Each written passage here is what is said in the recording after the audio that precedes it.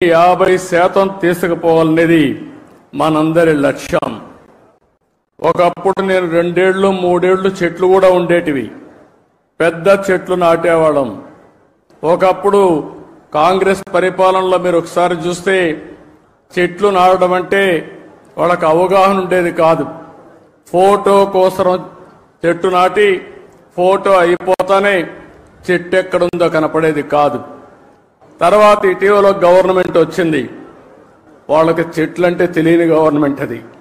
చెట్టు వల్ల ఉపయోగం తెలియదు, చెట్లు నరకడం తప్ప చెట్లు పెట్టనే గవర్నమెంట్ అది. ఆ రోజు మనం అందరం మాట్లాడుకున్నాం, ఎక్కడన్నా ముఖ్యమంత్రి హెలికాప్టర్లో పోతా ఉంటే కింద నుండే చెట్లన్నీ ఎగిరిపోతాయి.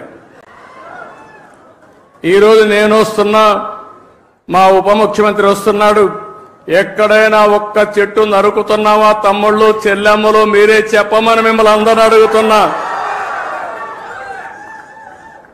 చెట్లు పెంచడం బాధ్యత, చెట్లు నరకడం దుర్మార్గం.